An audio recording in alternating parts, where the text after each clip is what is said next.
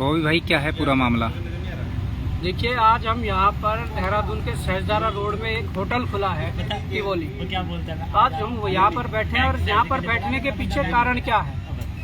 यहाँ पे बैठने के पीछे सबसे बड़ा कारण है कि हमारे प्रदेश में, हमारे उस प्रदेश में जिस प्रदेश को बनाने के लिए 42 से अधिक शहादतें हुई हैं, जिन लोगों ने इस प्रदेश को बनाने के लिए गोलियां खाई है, जिन लोगों ने इस प्रदेश को बनाने के लिए जो जेल गए हैं, जिन लोगों ने इस प्रदेश को बनाने के लिए शहादतें दी है, आज उनके बच्चों के साथ हो क्या रहा है, ये बात ध्यान से सुनना जो भी इस लाइव को देख रहे हैं। मैं बताना चाहता हूँ कि यहाँ पर जो बाहरी लोग जो यहाँ पर बिजनेस कर रहे हैं, वो कोई भी बड़ी इंडस्ट्री हो, कोई होटल लाइन में हो या कोई दूसरे शेड्यूल में हो या कहीं भी बड़े उसमें हो, मैं ये कहना चाहता हूँ कि हमारे लोगों के साथ ही शोषण क्यों हो रहा है, इस बात को गंभीरता से सोचने की जरूरत है। आज हम यहाँ पर अगर बैठे हैं, इस होटल के आगे यदि बैठे हैं, तो उसके पीछे कारण क्या है? उसके पीछे कारण ये है, ये हमारे भाई यहाँ पर देख सकते हैं, इनके हाथ देखिए, इनके साथ जो घटना हुई है, इस हाथ को देखकर ये अंदाजा लगाया जा सकता है कि किस प्रकार से ये एम्प्लॉय था इस टिवोली का।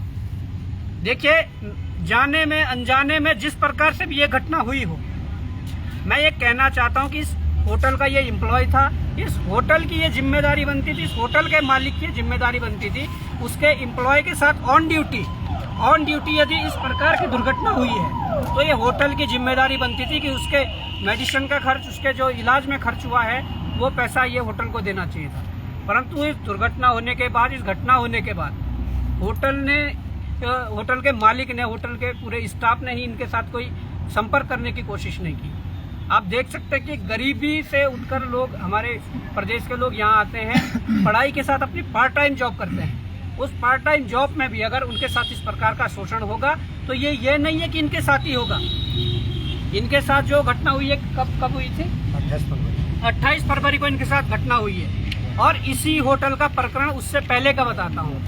जब नवंबर में इस होटल की ओपनिंग हुई, जब पहला स्टाफ इस होटल के रखा गया, उस स्टाफ के साथ क्या हुआ, वो अगर सुनोगे तो आपके पैरों तले जमीन खिसक जाएगी। उस स्टाफ, जो पहला स्टाफ इस होटल का था, जिस स्टाफ ने यहाँ से गंदगी से लेकर साफ करके पूरे चेयर कुर्सियां, इस होटल के बेड वगैरह सजाए हैं, उस स्टाफ के साथ क्या हुआ आपको पता है? वो स्टाफ कोई बाहर का नहीं था, हमारे ही उत्तराखंड का वो स्टाफ था। उसके साथ क्या हुआ, नवंबर में उनको ज्वाइनिंग लेटर दिए जाते हैं। नवंबर, दिसंबर, जनवरी में उनको जो सैलरी देनी चाहिए थी नवंबर दिसंबर की तो मिल जाती है, परंतु जनवरी में उनको बिना सैलरी दिए हुए, अगर वो सैलरी के लिए बोलते हैं, उन्हें नौकरी से हटा दिया जाता है। उसके बाद जो पीड़ित थे, जो हमारे 11 युवा थे जो यहाँ पर होटल में नौकरी कर रहे थे और उनको बिना सैलरी के उन्हें यहाँ से निकाल दिया गया, उन लोगों ने अपने अधिकारों के संरक्षण के लिए यदि लेबर कोर्ट में अपना मामला डाला है, उस लेबर कोर्ट ने ही 4 तारीखें दी। उस 4 तारीखों में होटल के मालिक को बुलाया गया, यहाँ तक कि सुनने में ये आया कि लेबर कोर्ट का अधिकारी भी ये कहता कि वो इस तारीख, ये होटल का मालिक कह रहा कि उस तारीख को आऊंगा। क्या इस प्रकार का ये सिस्टम चलेगा कि जो दोषी है, जिससे आप जो दोषी है और उससे ही आप ये कहोगे कि आप किस तारीख को आना चाहोगे? कुछ नियम कानून होते हैं, उन नियम कानून के आधार पर यदि चलना है तो लेबर कोर्ट के जो अधिकारी है उनके पास अधिकार था कि उन्हें बुलाते, और जो 4 डेट में यदि आपके पास नहीं आया है तो उसके बाद क्या इन लोगों से अपेक्षा कर सकते हैं? उनके खिलाफ लेबर कोर्ट ने क्या करा, अगर आपकी 4 तारीखों में वो आया नहीं, और ये यहाँ पर बैठे हुए हमारे साथी, जिन लोगों को यहाँ से हटाया गया था नवंबर में, जिन्होंने ज्वाइन किया था, वो यही लोग हैं। आप इनसे पूछ लीजिए। और ये लेबर कोर्ट के भी कुछ कागज हैं जिसमें तारीखें भी लगी हुई है, परंतु ये लोग तो गए।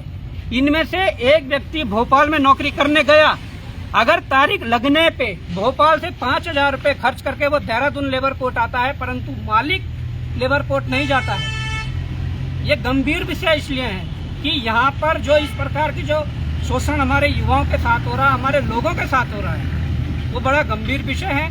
मैं केवल एक टिवोली की बात नहीं कर रहा हूँ, इस प्रकार के शोषण ना जाने उत्तराखंड में कितने जगह हो रहे होंगे, किन किन कंपनियों में हो रहे होंगे, किन किन संस्थानों में हो रहे होंगे। मैं उन लोगों को भी कहना चाहूँगा कि अपने अधिकारों के लिए जागरूक हो और अपने अधिकारों के लिए लड़ना सीखो।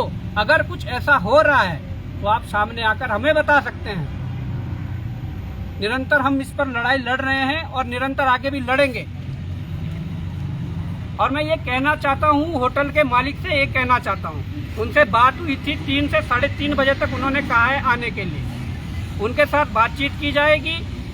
आज तो सिर्फ हम बातचीत के उद्देश्य से यहाँ पर आए हैं, क्योंकि दीपेंद्र की भी माँ गांव से यहाँ पर पहुँची है, पहली बार देहरादून में अपने, मुझे लगता है कि 60 साल क्रॉस कर गए होंगे और पहली बार देहरादून में यहाँ पर आई है। इतने सीधे लोग, मतलब इन लोगों के साथ अन्याय बिल्कुल सहनीय नहीं होगा। मैं कहना चाहूँगा, ये मैं स्पष्ट मैसेज ये देना चाहता हूँ होटल के मालिक को भी, कि यदि आज आप आओगे, बातचीत होगी, यदि समझौता नहीं हुआ, आज तो बातचीत के उद्देश्य से आए थे, परंतु कल से यहाँ पर आप मतलब विचार नहीं कर सकते, आप सोच नहीं सकते कि कल यहाँ क्या होगा। ये हम बता दे रहे हैं, ये हमारे प्रदेश का मामला है, हमारे प्रदेश के युवाओं के शोषण का मामला है। जहाँ पर इस प्रकार के मामले आएंगे वहाँ पर हम अग्रिम पंक्ति में आगे खड़े मिलेंगे और लड़ेंगे। ये मैं कहना चाहता हूँ। अभी शायद एसडीएम भी आए और इनके मालिक भी थोड़ी देर में पहुँच जाएंगे। उम्मीद करते हैं कि बातचीत के माध्यम से ये समस्या सुलझ जाए। यदि ऐसा नहीं होता है तो कल मैं ये कहना चाहता हूँ, उसके बाद मैं फिर लाइव आऊँगा और मैं जरूर आह्वान करूँगा, यदि मामला नहीं सुलझेगा, कि जो वास्तव में उत्तराखंड की पीड़ा को समझता है, उत्तराखंड में इस प्रकार के अन्याय के खिलाफ अगर कोई खड़ा होना चाहता है, उन सबको आह्वान करने में उस बातचीत के बाद आऊँगा, अगर मामला नहीं सुलझता है तो। साथियों, आप बने रहेंगे, अभी बैठे हैं, मालिक आएगा, एसडीएम भी आएंगे, उनसे बातचीत होगी।